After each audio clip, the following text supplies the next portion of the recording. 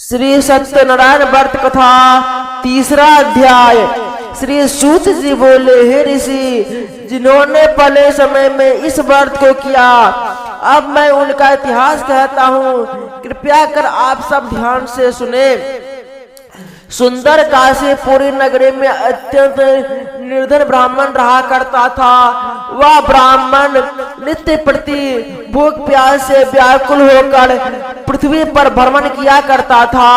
ब्राह्मण से प्रेम करने वाले श्री विष्णु भगवान ने ब्राह्मण को दुखी देखकर एक दिन बूढ़े ब्राह्मण का रूप धारण करके उस दुखी व निर्धन ब्राह्मण के समक्ष पहुंचकर आदर के साथ पूछा, हे विप्र, तुम नित्य प्रति ही दुखी होकर पृथ्वी पर क्यों घूमते हो? हे श्रेष्ठ ब्राह्मण, यह सब मुझसे कहो, मैं तुम्हारी कथा सुनना चाहता हूँ। दरिद्र ब्राह्मण बोला, मैं एक निर्धन ब्राह्मण हूँ, भिक्षा के लिए नित्य प्रति पृथ्वी पर विचरता हूँ। हे भगवान, यदि इस समस्या से छुटकारा पाने का कोई उपाय जानते हैं तो कृपया कर मुझे बताइए। वृद्ध ब्राह्मण रूप में विष्णु जी बोले, हे ब्रह्म श्रेष्ठ, श्री सत्यनारायण भगवान मनोवांछित फल देने वाले हैं, अतः तुम उनका पूजन करो। इस व्रत को करने से मनुष्य दुखों से छूट जाते हैं। दत्त ब्राह्मण के व्रत का सारा विधान बतलाकर बूढ़े ब्राह्मण का रूप धारण करने वाले श्री सत्यनारायण भगवान अंतर्ध्यान हो गए। जिस व्रत के विषय में मुझे वृद्ध ब्राह्मण ने बतलाया है, मैं उस व्रत को अवश्य ही करूंगा। ऐसा मन में निश्चय कर वह निर्धन ब्राह्मण अपने घर पहुंचा, परंतु उस रात्रि उस ब्राह्मण को नींद नहीं आई। अगले दिन वह जल्दी उठा और श्री सत्यनारायण भगवान का ध्यान कर उनका व्रत करने का निश्चय कर भिक्षा मांगने के लिए चल पड़े। उस दिन उस दरिद्र ब्राह्मण को भिक्षा में बहुत सारा धन मिला, जिसने उसने पूजन का सब सामान खरीद कर घर आकर अपने बंधु बांधव के साथ भगवान श्री सत्यनारायण का व्रत किया, जिसके करने से वह दरिद्र ब्राह्मण सब दुखों से छूट कर अनेक प्रकार की संपत्तियों से युक्त हो गए। तब से प्रत्येक मास व्रत करने लगा। श्री सत्यनारायण भगवान के व्रत को जो मनुष्य शास्त्र विधि के अनुसार सदा पूर्वक करेंगे, वह सब पापों से छूटकर मोक्ष को प्राप्त हो जाएंगे। आगे जो मनुष्य पृथ्वी पर श्री सत्यनारायण भगवान का व्रत करेगा, वह अपने सभी दुखों से छूट जाएंगे। इस तरह नारद जी से श्री सत्यनारायण भगवान का कहा हुआ व्रत मैंने तुमसे कहा। हे विप्र, अब आप और क्या सुनना चाहते हैं, मुझसे कहिए।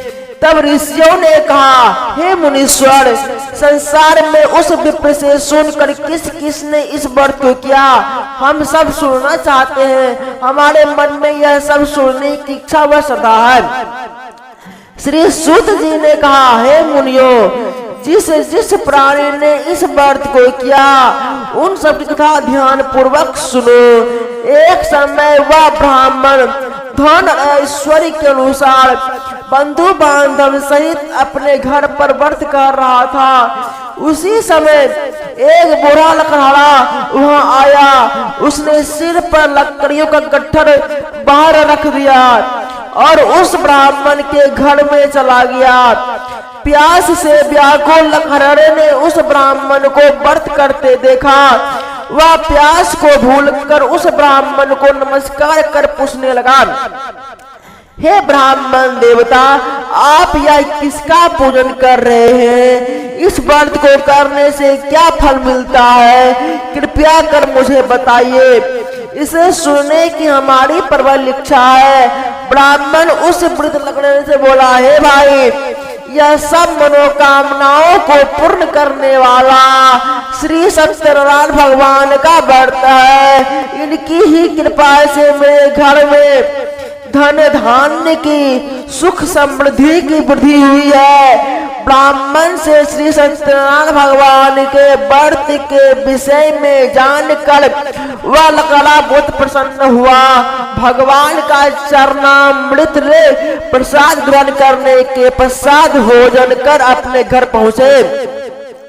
अगले दिन लकड़े ने अपने मन में संकल्प किया है कि आज नगर में लकड़ी बेचने पर जो धन मिलेगा उसी से मैं भगवान श्री सत्यनारायण जी का उत्तम व्रत विधि पूर्वक करूंगा। ऐसा मन में विचार कर वह लकड़ियों का गट्ठर अपने सिर पर रखकर जिस नगर में धनवान लोग रहते थे उस नगर में गए। उस दिन उस लकड़हारा के दाम पहले दिन से चौगुने मिले। तब वह बूढ़ा लकड़हारा अति प्रसन्न हो पके केले की फली, शक्कर, शहद, दूध, घी, दही और गेहूं का चूर्ण इत्यादि ले समान श्री सत्यनारायण जी का व्रत हेतु लेकर अपने घर आ गए। उसने अपने बंधु बांधवों को बुलाकर विधि विधान के साथ भगवान का पूजन और व्रत किया और उस व्रत के प्रभाव से वह बूढ़ा लकड़हारा धन पुत्र आदि से युक्त हो संसार के समस्त सुख भोग कर अंत में वह वैकुंठ धाम को चले गए।